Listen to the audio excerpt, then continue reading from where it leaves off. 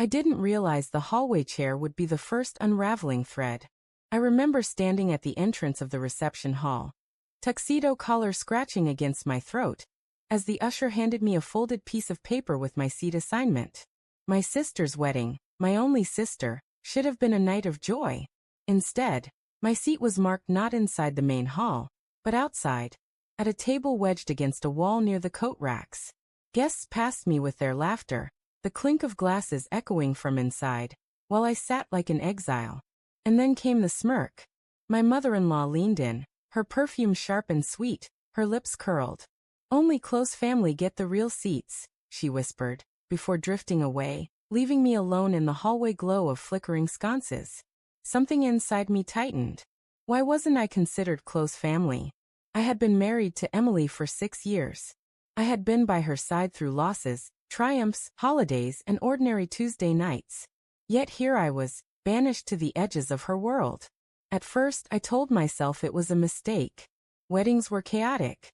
Mistakes happened. But the look in my mother-in-law's eyes, it wasn't accidental. It was a deliberate cut, a wound delivered with surgical precision. Emily was radiant that night. Her laughter carried through the hall like music, her hand brushing her hair in the way I had once found hypnotic. But something was off. Every time she glanced toward me, her smile faltered. It was the look someone gives a stranger who knows too much. I tried to dismiss it. She was stressed. Her family was complicated. I forced myself to smile, to toast my sister, to dance with relatives who pitted my hallway seat. But unease curled at the edges of my mind like smoke. When we got home that night, I asked, why was I seated outside? She didn't meet my eyes. Mom handled the seating chart. Don't make a big deal out of it. A big deal? Emily, I sat with the coat racks. Her voice sharpened. So what? You're overreacting. It was one night. But it wasn't just one night. It was the crack in the foundation I had been too blind to notice before. Little things began to surface. Late-night texts that made her smile when she thought I wasn't looking.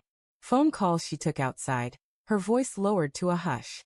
Business trips that multiplied suddenly, each one stretching longer than the last. One evening, as I folded laundry, her phone buzzed on the counter. A message lit up the screen. Can't wait to see you again. Last night was unforgettable. My chest tightened. My first instinct wasn't anger. It was denial. Maybe it was a friend, a cousin, someone joking.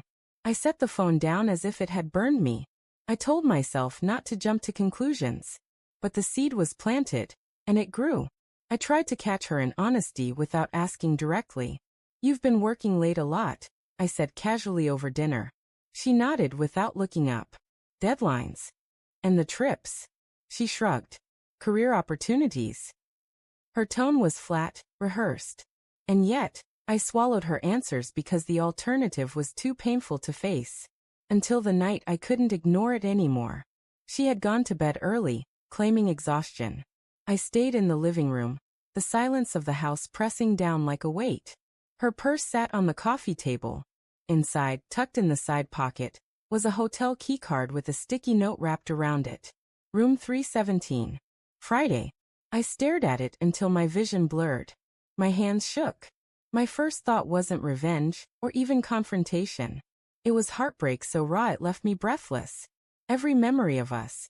The first kiss, our wedding day, the nights we fell asleep on the couch, collapsed under the weight of that little card. Friday came. She told me she was working late. I followed at a distance, my stomach in knots. She didn't drive to the office. She drove to a hotel by the highway, her car sliding into the lot like it had been there many times before. I sat in my own car, watching as she walked inside. Minutes passed like hours.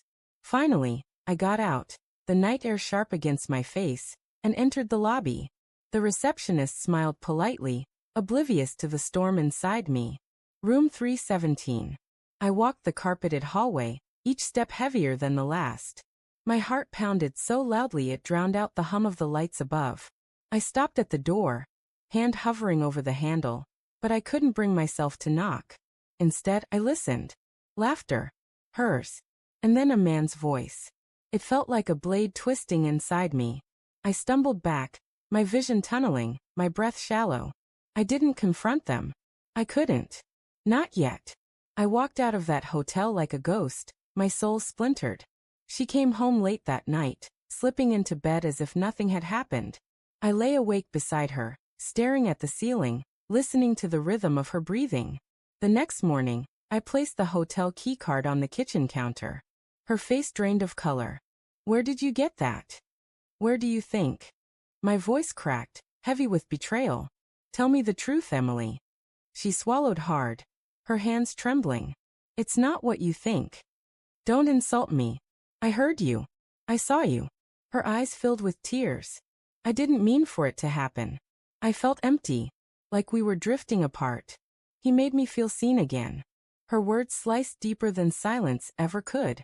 I wanted to scream, to rage, to break something. Instead, I stood there numb. You sat me in a hallway, I said quietly. And all this time, you were already moving me out of your life. She reached for me, but I stepped back. Don't. For days, I drifted through the house like a stranger. Her apologies filled the air, but they felt hollow, echoes in an empty room. My trust was gone, shattered beyond repair.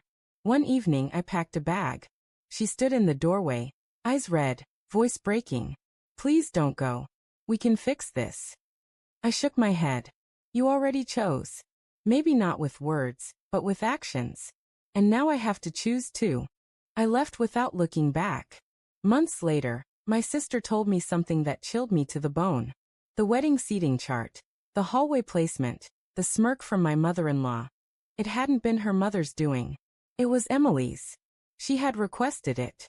She had wanted me out of sight, away from her family, away from the man she was already seeing. The betrayal wasn't just in the hotel room.